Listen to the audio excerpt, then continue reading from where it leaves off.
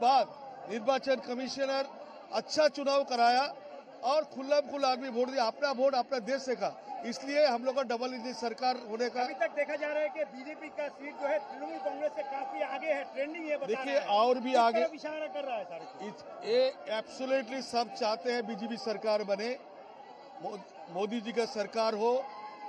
North Bengal और अच्छा result करेगा जो आया नहीं है। अब तो दक्षिण बंगाल जहां हम लोग पीछे रहते हैं वो आगे चला गया।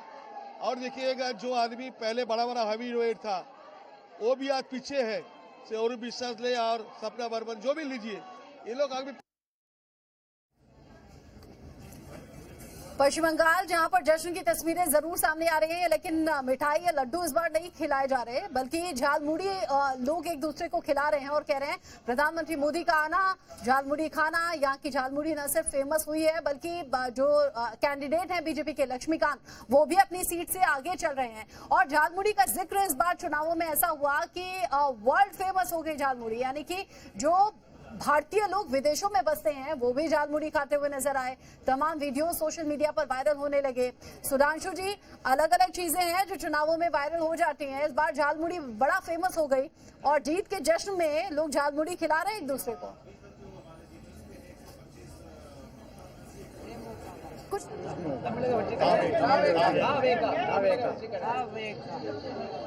தாவேக்காவை பொறுத்தவரைக்கும் கணக்கை துல்லியமாக போட்டு பார்ப்பீர்கள் என்றால் அவர்களுக்கு அர்பன் ஏரியாக்களில் திமுகவுக்கு ஏற்பட்ட தொய்வு, அந்த பிசிக்கு அது என்ன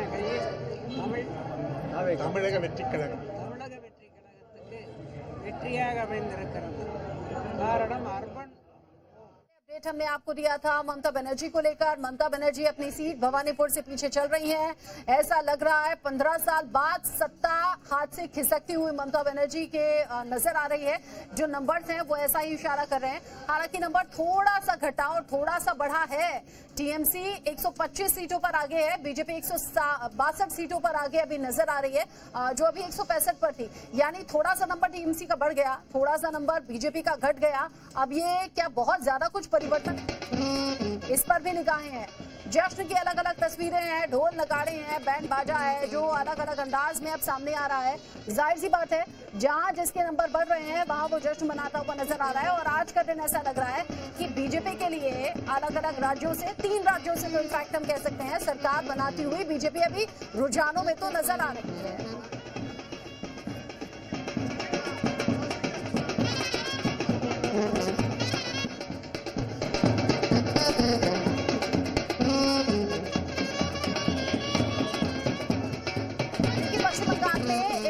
एक रीत भी है पश्चिम बंगाल जहां पर एक दूसरे को रंग अबीर गुलाल लगाया जाता है। और आज ऐसा लग रहा है कि बीजेपी के लिए ये जश्न का मौका त्योहार जैसा नजर आ रहा है, जहां एक दूसरे को रंग अबीर गुलाल लगाया जा रहा है, जीत का जश्न मनाया जा रहा है, बैंड बाजा बुला लिया गया पहले से ही, झालमुड़ी खिलाकर एक दूसरे को जीत का जश्न मनाया जा रहा है।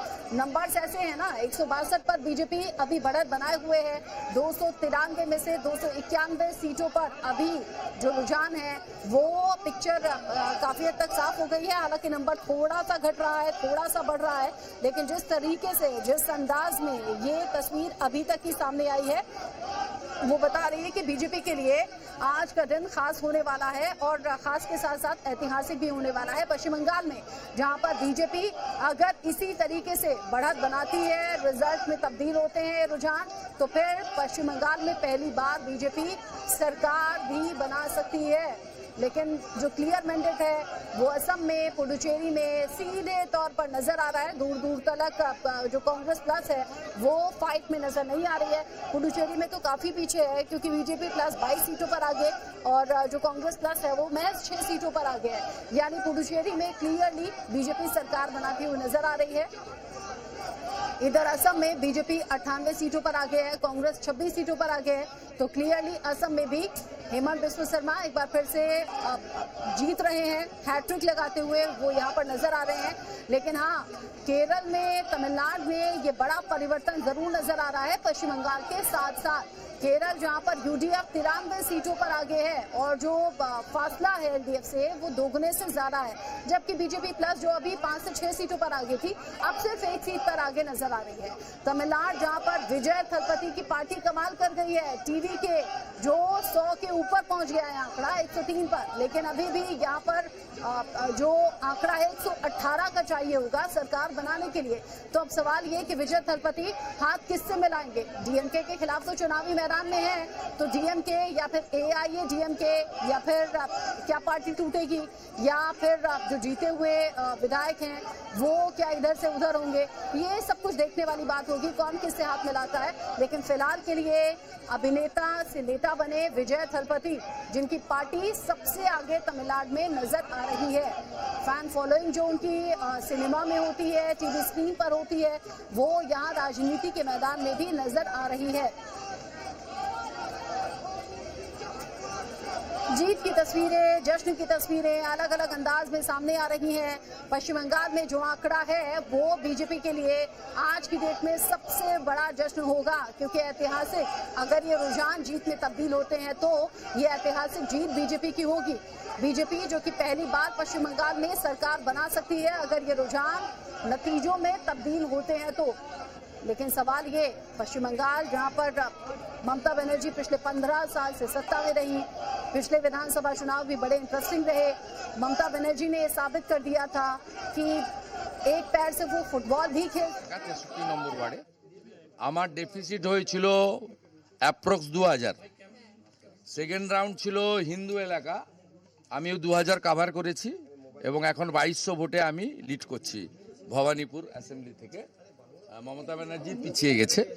আমার সেকেন্ড রাউন্ডে 4500 মতো লিড হয়েছে, thanks to every Hindu Sanatani those who are cast in favour of me in ward number 63. Expected result 3, 4, 5 77 number word. এখানে মমতা ব্যানার্জি ভালো লিড নেবেন। আমি যা প্রথম থেকে বলেছি 7, 8, 9, 10 আমি ওই বড় লিড কভার করব এবং 10 রাউন্ডের পর থেকে আমি এগোতে থাকব এবং expected Mamata Banerjee again defeat in Bhabanipur assembly. Malda মুর্শিদাবাদে মানিকচকে যেভাবে দেখা যাচ্ছে ভালো লিড করছে, মানে যেই আসনগুলো এক্ষুনি কিচ্ছু বলবো না, বিজেপি সরকার করছে এটুকু বলবো এবং ক্লিয়ার ম্যান্ডেট, একদম ক্লিয়ার ম্যান্ডেট বিজেপি সরকার করছে। না না না, it's too early to say anything. দাদা দক্ষিণ কলকাতায় আপনিও এগোচ্ছেন, স্বপন দাশগুপ্ত তিনিও অনেকটা লিডে রয়েছে, তৃণমূলের গড়ে কি এবার কার্যত কলকাতাতে শিক্ষিত লোকজন হিন্দুরা তারা মমতা ব্যানার্জিকে রিজেক্ট করছে, ইনিশিয়াল ট্রেন্ড তাই বলছে। এবং সবচেয়ে বড় কথা হচ্ছে ভাষার নামে জাতের নামে হিন্দুরা বিভক্ত হয়নি। সিদ্দিকুল্লাহ চৌধুরীর মতো লোক পিছাচ্ছে, সৈকত পাঁজা আমার ভাই এগোচ্ছে, it's a very good symptom.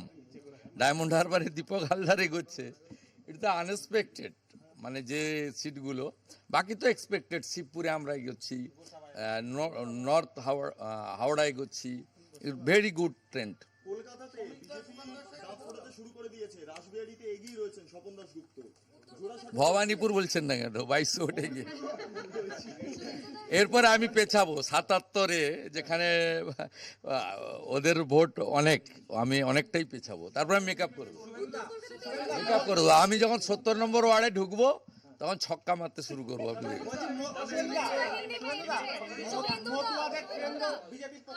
All Hindus are united in favour of Narendra Modi.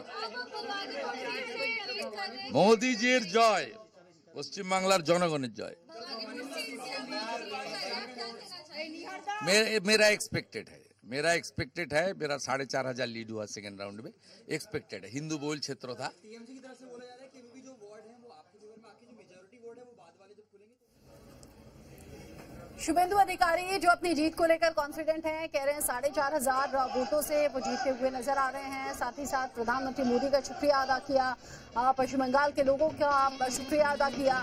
Confident है कि पश्चिम बंगाल में इस बार बीजेपी की सरकार बन रही है और नंबर भी कुछ ऐसा ही इशारा कर रहे हैं। नंबर फिर से बदले हैं, बीजेपी फिर से वापस से 165 सीटों पर आगे हो गई है और टीएमसी नंबर फिर सिमट गया है, 122 सीटों पर आगे हो गई है। जबकि कांग्रेस और अदर जो पार्टियां हैं वो 4 पर सिमटी हुई हैं, यानी कांग्रेस और अदर पार्टी के लिए कोई होप यहाँ पर दूर दूर तक नहीं दिख रही है। 4 नंबर बहुत मामूली नंबर है।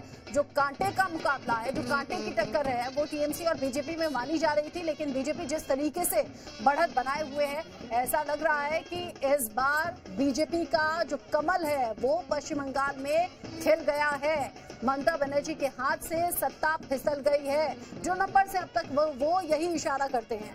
हालांकि शुभेंदु अधिकारी जो कह रहे थे कि मैं 11 बजे के बाद बोलूंगा, एक्साइटमेंट इतनी होती है ना, जीत की उत्सुकता ऐसी रहती है कि इंसान सामने आता है, जोश में आता है, जश्न मना